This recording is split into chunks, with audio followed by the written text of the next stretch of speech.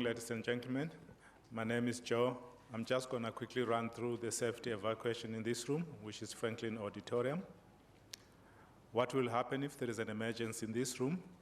An alarm will be raised, obviously through the speakers that are in the room. Once you hear the alarm, that will then mean you have got to vacate the room immediately. In this room, there is 4 exit doors, 2 doors on my left and 2 doors on my right. You can use any of these doors to go out of the room. But before you leave the room, you need to check if there is anybody disabled that needs to be helped. Thereafter, can everybody just leave the room? For those that would have used the doors on my right, what you do, you just push the door open, follow the passage until you get to the end of it, where you will find another glass door, open it as well. On the other side of the door, there will be a safety officer who will then walk you to the nearest assembly point. On this side of the building, the nearest assembly point is on the east of the building. What you will do, you will be led down the staircase, go through the security checkpoint. Opposite the building on the green grass, there is a big sign that says assembly point number 2. We can all assemble there. And for those that would have used the doors on my left, you just go out and immediately go down the staircase and follow those that would have gone the other way around. Once you all gather at the assembly point, what we then do, we take all the attendance registers, we do a roll call based on the names that will be signed to make sure that everybody is accounted for. Thank you very much. Enjoy your meeting. Thank you, Brajo.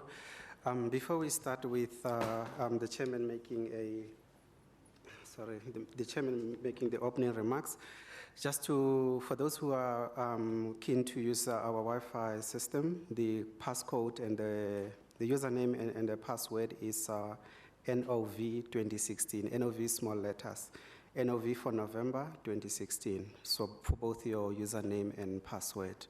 And just also to emphasize, today we have gone for 453 days without load shedding, which is 1 year, 2 months, and 26 days. So let me call upon the chairman to say a few words.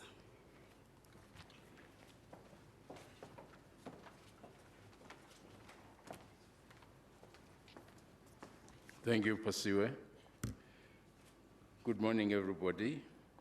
I would like to make a special greeting to members of the Eskom board, members of parliament, officials from the Department of Public Enterprises and the Department of Energy, to our CEO, Brian Molefe, and his executives, to our bankers, investors, analysts, to all the people who work for Eskom, ladies and gentlemen. Perhaps as a medical person, I would like to congratulate Baragwanath Hospital, the Chris Hani Hospital Benz unit, on reaching 25 years of service to the country and to the people of Africa. This Benz unit is a huge achievement for health services in this country. It's become a model on how you manage Benz for the rest of the continent, and a lot of doctors from African countries are being trained at the Chris Hani Baragwanath Benz unit.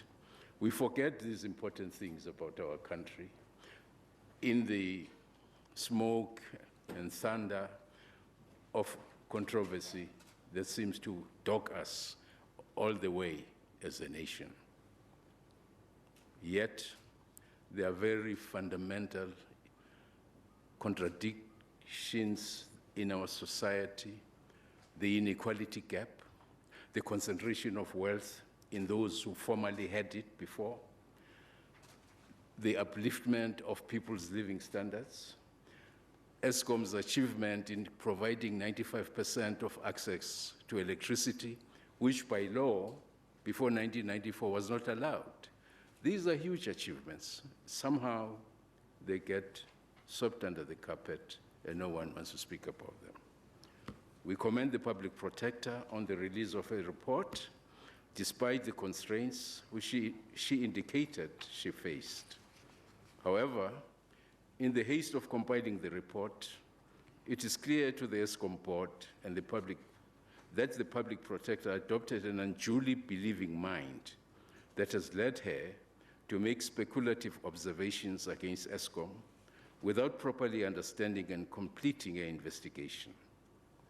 I would like to say this, ladies and gentlemen, no one should be allowed to tear down this country on the basis of speculation. As far as I'm concerned, as a citizen, I think we are on a slippery slope. We are creating a new culture, mobilizing people on the streets of South Africa, not taking care that these are not hijacked by hooligans and vandalism. It's not far, I'm warning the country, that someone's store will be burned and looted, and the person will take out a gun and kill somebody. We are on a slippery slope. Let's rethink the achievement of 1994. Rethink the promise of reconciliation that Mandela preached and accepted. Have we delivered on that? No. As long as there is no justice in the system, justice perceived and experienced by the poor, the ordinary people of South Africa, we are on a slippery slope. I would like to comment as follows as far as Eskom is concerned and the report. Firstly, Eskom will hold a special media briefing tomorrow at 10:30. Secondly, the Eskom board is fully and completely satisfied that it has complied with all its legal obligations. Thirdly, the Eskom board is satisfied that all Eskom's transactions are based on reasonable commercial contracts. National Treasury has collected reams and reams of documents from our tender board committee. Not once have they come back to me as chairman or to the board to say governance in this and that hearing was faulty. We want to have it relooked at. Nothing has happened like that. Why? Because they couldn't find anything wrong. So this speculation now in the Public Protector's report is extremely worrying. We gave the Public Protector at least 42 files of substantive evidence to the questions she had forwarded to us and specific written replies to each question. She did not call us in as a board or myself as chairman representing the board. She had committed to do that, but she never did. And then now we have a final report besmirching Eskom. Ladies and gentlemen, we'll hear more about this tomorrow, but today we celebrate a phenomenal set of operational and financial performance. And I would like to say, we are fully behind our CEO, Brian Molefe, Anuj Singh, members of the executive of Eskom. We know they've worked very hard to achieve a wonderful result for the country. Not in the past 5 years have we seen such financial results. A few years ago, the country came face to face with the consequences of an energy shortage. Although not unique to our country, South Africans came to terms with a new word in our vocabulary, namely load shedding. Load shedding was a controlled way to avoid a total electricity blackout in South Africa. Through the remarkable capability of Eskom's executives, the company has turned things around to deliver solid performance. The added good news, ladies and gentlemen, is that this turnaround is sustainable. Today, South Africa's power system has progressed to a position of surplus capacity. Yes, I want to repeat, surplus capacity. This will, ladies and gentlemen, have a profound impact on the South African economy as we are now, once again, able to accommodate new connections.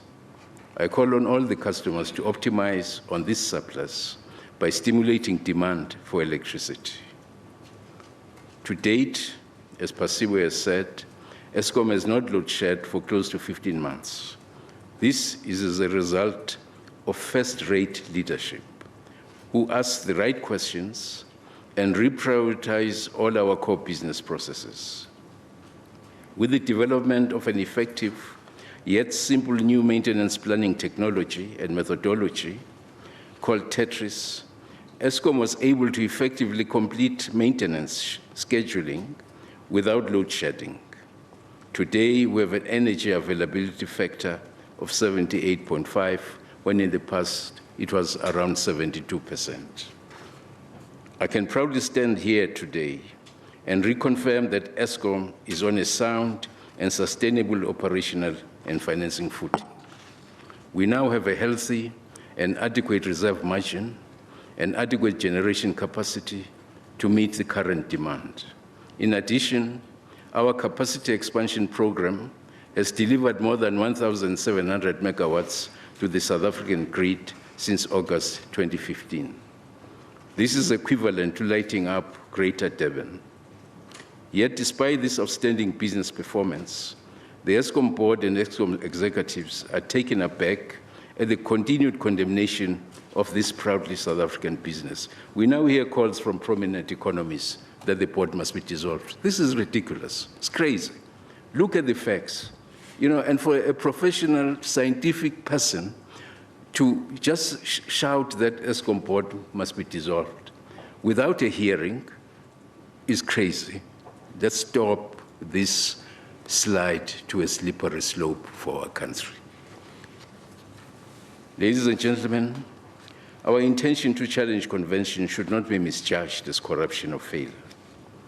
Where we believe that policies or decisions are not in the best interest of the sovereign consumer, Eskom will take bold actions.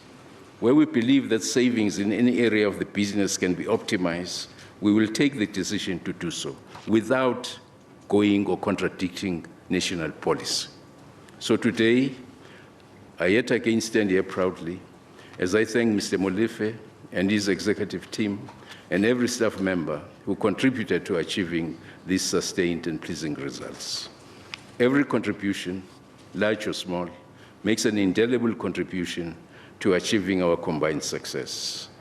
I end by repeating what I said at the annual results announcement. This year has been a defining moment for Eskom, and through our corporate strategy designed to cost, we will no doubt grow the strength and rise to be the real pillar of energy in South Africa. Eskom is on a sound and sustainable operational and financial footing. Ladies and gentlemen, I would like to request our stakeholders, primarily our customers, to take advantage of our excess capacity and to stimulate demand for electricity. Thank you very much.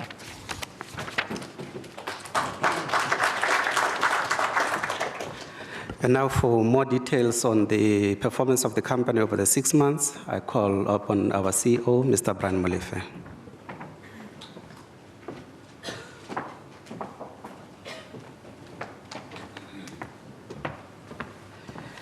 Mr. Chairman, board members, members of parliament, members from the Department of Energy and Department of Public Enterprises.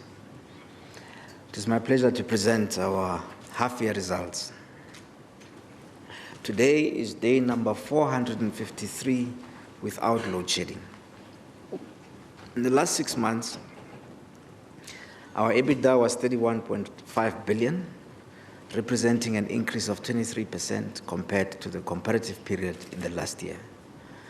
We have managed to achieve cost savings of 8 billion. Cash generated from operating activities increased by 39% to 31.9 billion compared to the comparative period.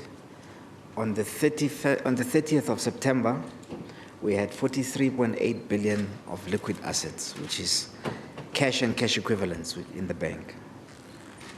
86% of the funding that we require for 2016-17 has already been secured, and we are quite confident that with the remainder of the financial year, we should be able to get the 14% that is still outstanding.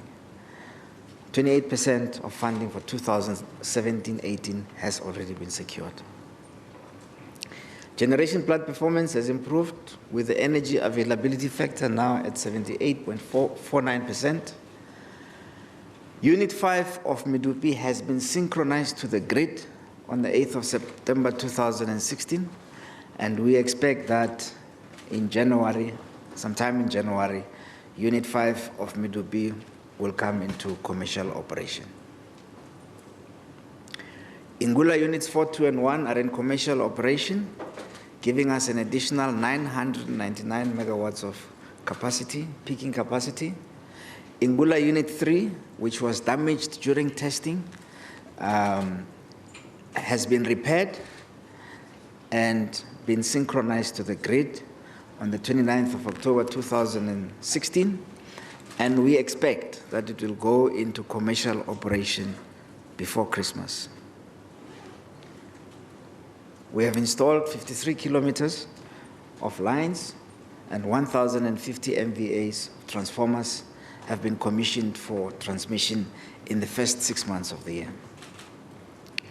In the first 6 months of this financial year, from April to 30th of September 2016, we have made 99,869 additional connections for households. 99,000 households have been electrified, compared to 41,000 of households for the comparative period in the last year. This is an increase of 139%.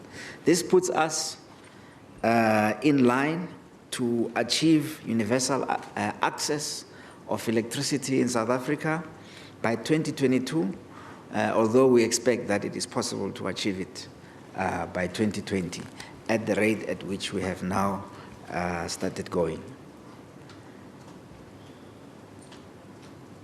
We have also committed 75 million rand to corporate social investment, impacting 120,246 beneficiaries. Procurement from BBB compliant suppliers was 65%, and this was as a result of the change in the codes, which are different from what they were last year, and so the definitions and the compliance has been different.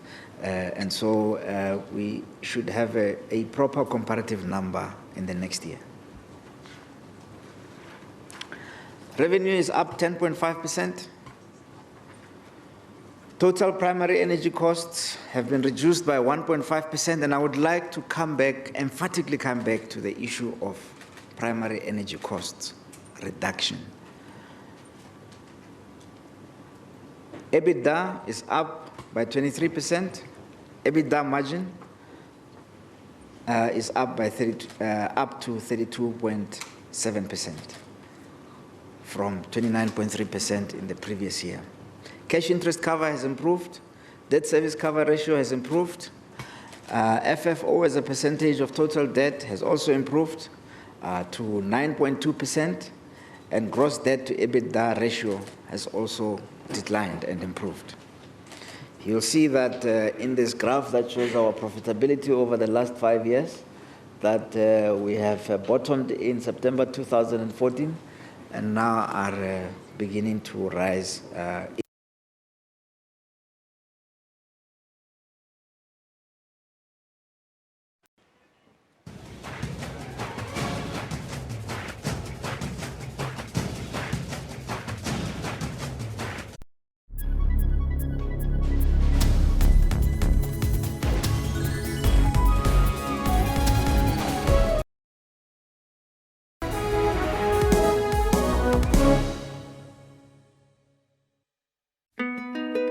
What is the price of ambition? Early mornings, late nights, or sacrificing the little things now for bigger things tomorrow? Ambitious people are all made of the same stuff. Big dreams, big dedication, and a big attitude. With an understanding that sometimes to get ahead in life, you need a helping hand from those a little bigger than you. For home, for business, for life. Macro, big on life. Inside us all lurks greatness, bravery, guts, determination. Every time you get down, you get back up. You take us all forward. You raise the bar. And we salute you, party comrade, with a Heineken Cool Can and Strongbow Apple Cider 6-pack combo for just 100 Rand from Tops at Spa.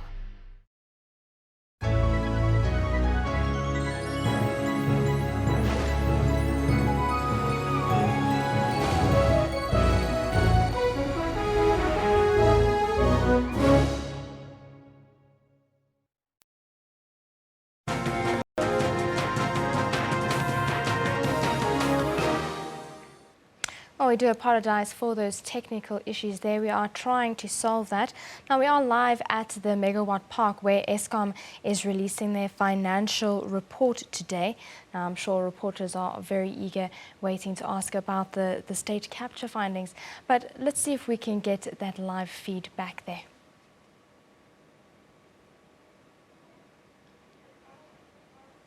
Well, it seems we're still struggling to get that feedback up. But relations between South Africa and Zimbabwe should translate into economic benefits for ordinary people from both countries. That's the message from the ministerial meeting ahead of South Africa-Zimbabwe Bi-National Commission, which is scheduled for today. That's taking place in Harare. Now, President Jacob Zuma and his Zimbabwean counterpart, Robert Mugabe, will co-chair the inaugural South African-Zimbabwe